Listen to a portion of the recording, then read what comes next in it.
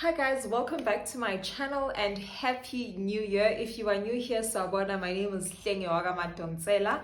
On Instagram, I'm Hlengiwe_save. On TikTok, I am just Hlengiwe Madonsela.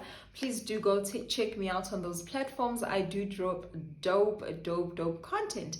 So as you can see by the description down below, that today's video is about goal setting, new year resolutions, and I thought this video is very fitting because it's, the beginning of the year and a lot of people are trying to figure out how to plan their goals, how to set the tone for the year. So I'll be sharing ideas of how I set my goals or how I've been doing it for a couple of years.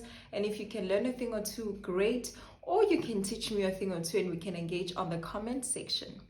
So normally how I would set my goals or start off is that I review my goals on my birthday, which is November. And during that time, I'll basically just do a lot of reflection, right? I'll write on my journal things that I'm happy about, things that I'm grateful for, things that I was, able to achieve, things that I wasn't able to achieve, and what the obstacles or the challenges were for me not to be able to reach that particular goal. So let's say, for example, in 2021, I wanted to lose weight and I wasn't able to. I'll then list what I think the challenges were, whether it was me not putting enough effort with exercising or it was me not eating right, whatever the case may be, right? And then I'll make sure that I improve in that aspect in the coming year. Another thing that I do is that I have a 5-year plan or 5-year vision board. So every time when I plan my year, I make sure that my long-term goals are aligned with my short-term goals. So my long-term goal, I list them as things that I am working towards, and then my yearly goals, I list it as things that I'm working on. So when I plan my things that I'm working on, I will normally open my vision board and make sure, okay, for example, I want to finish my studies in 2024. I'm currently studying CIMA, right? So if I want to finish in 2024, it means every year from the year I started, which was in 2021, yes, last year. It means that every year I should make sure that I'm registered, I should make sure that I pass, and then I'll be able to reach that goal. So that's the first step. Another thing that I do before planning the goals thoroughly, I'll just list a lot of things that I want to achieve or trusting God for, For example, maybe if I want to change a job, and if I want, to reach certain body goals or grow on my YouTube channel, etc., then I list or categorize my goals. And then, for example, under career or business, I'll say that I want to launch an online business, right? And I'll set a time or a deadline of when I want to do it. And I'll give an example of that and the importance of that. It's because, for example, last year, I said to myself, or one of the goals that I had set is that I want to achieve, start a YouTube channel before my birthday, which is that means I have to start a YouTube channel before November the 24th, right? So beginning of November, late October, that's when I should start a YouTube channel. And the fact that I put a deadline, it puts pressure on me, and it means that I need to get it done. So that's one of the important things, that when you set your goals as well, you probably do maybe 6 months, 3 months, and then annual goals, so that you know that you give yourself a deadline. Because if you don't, it's just going to linger there the whole year and you're not going to get it done, right? And then I'll have a second category, which is relationships or social. Very, very intentional as well about spending time with loved ones. I put it in my goals because I feel like if you are not intentional about it, especially, when when we grow old, we grow apart as friends, so you must be intentional about spending, time with family and friends. Another category would be, health or wellness. Under that category, I'll probably say I want to exercise for X amount of days every week. I want to change my eating habits. You'll just see basically with the list that I'm giving you is just examples of how I would categorize my goals, but you would categorize your goals based on whatever aspects that you want to grow in, right? And then the other one that I have is self-development or intellectual growth. So that's me listening to more podcasts, that's me reading daily, that's me, whatever that looks like for you. But for me, it's reading daily, listening to podcasts, um, watching informative content. That's me just growing myself and self-development. And then I also have a financial goal, right? So financial goals, and under financial goals I list, like maybe a deposit for my second investment property and how much I want to save for that this year.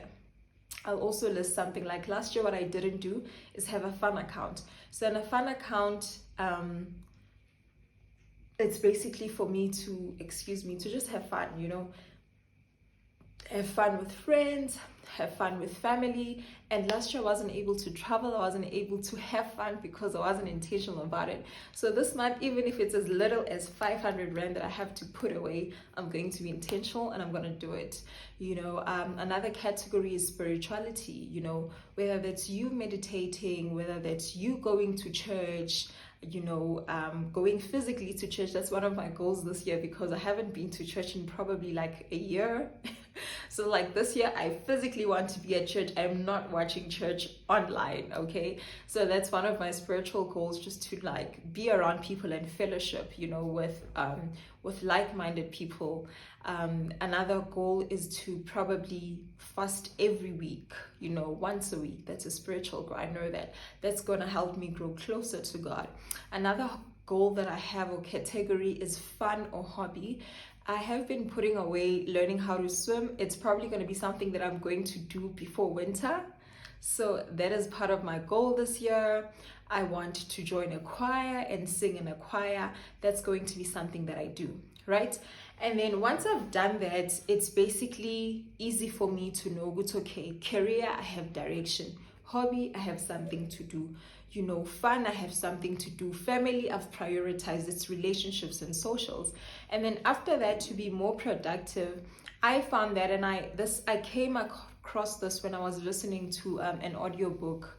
And what I'd do is that I would basically plan my weeks in advance. I'd plan my weeks on a Sunday, and I'd have a long list of things that I want to get done on that week.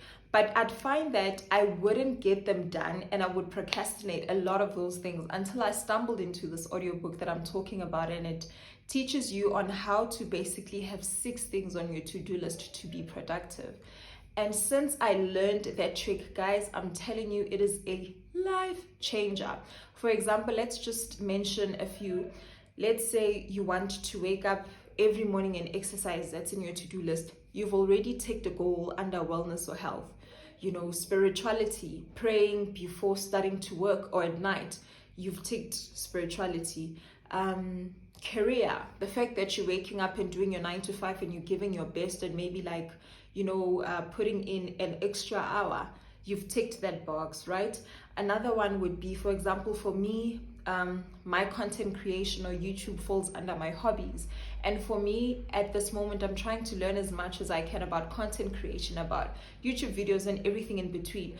So I'll set time apart, maybe an hour or 2 every day, to learn about YouTube, to learn about content creation. So if you list 6 things of whatever that you want to achieve in a day, and you don't bombard your list or make it too long, you'll find that you'll have more structure and you'll be more productive. So that's another way that has really helped me to have more structure and productivity in my days. I hope you enjoyed this video. I hope you learned a thing or 2. Please do comment on the comment section and tell me how you plan your goals, how you plan your year, and we'll just engage more on that. Another thing that I do that is important is reviewing, right? So every month I review my goals. Every week I review my goals. I'll be like, I had planned to work out 4 times and now I did it 3 times. So it means this week I probably have to do better.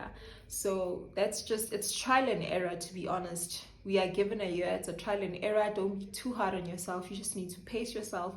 But it's important to review. It's important to look back and to see, okay, this is what I'm doing great. This is what I need to work on. Okay, let's work on that. So that's basically how I do it. I hope you learned. I hope I shared something that is informative and that you can basically use into this year.